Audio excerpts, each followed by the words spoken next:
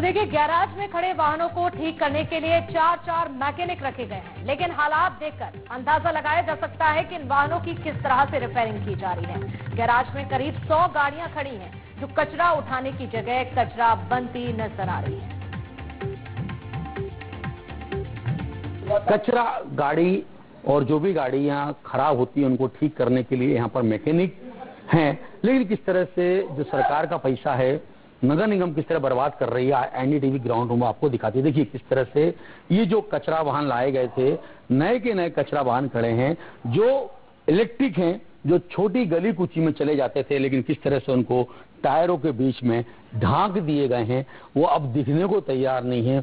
कभी ये नगर निगम इनको ये लेके आई, इस सोच के लेके आई थी ये आएंगे और घर घर का कचरा उठाएंगे, गली कूची में जहां पर कचरा गाड़ी नहीं जाएगी वहां पर चले, लेकिन किस तरह से उनकी क्या हालत है। देखिए किस तरह से किसी की बैटरी निकाल दी, किसी का स्टीयरिंग निकाल दिया, तो कुछ तो भी ये गाड़ियां और सिर्फ अपनी दुर्दशा पर आज आंसू बहाती हुई नजर आ रही है। वहां इस तरफ देखिए कचरा वाहन थे, ये किस तरह से कचरा वाहनों की जो गाड़ियां हैं जो रिपेयरिंग होती है, किस तरह से अब ये अट्टाले पे पड़ी हुई हैं, इनके सामान भी पार्ट्स भी निकल गए। मैं कैमरा सहयोगी से बोलूंगा कृपया अंदर से दिखा, किस तरह से देखिए इनके जो पार्ट्स हैं वह भी, ये मैं नहीं बोलूंगा कि निकाल दिए गए हैं या बेच खाए हैं या इनकी केयर नहीं हो रही है, लेकिन साफ तौर से एनडीटीवी अपने कैमरे में साफ तौर से कैद कर रही है। गाड़ियां यहाँ पर खड़ी हैं, इनमें भी अभी तक कचरा भरा हुआ है।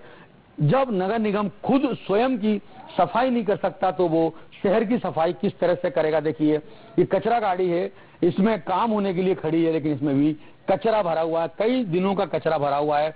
गाड़ियां टूटी फूटी यहाँ पर पड़ी हुई हैं, 1 नहीं 2 नहीं 10 नहीं 50 नहीं बल्कि 100 से अधिक गाड़ियां हैं जो नए मॉडल की गाड़ियां हैं। किसी के टायर नहीं है तो किसी की बॉडी सड़ गई है।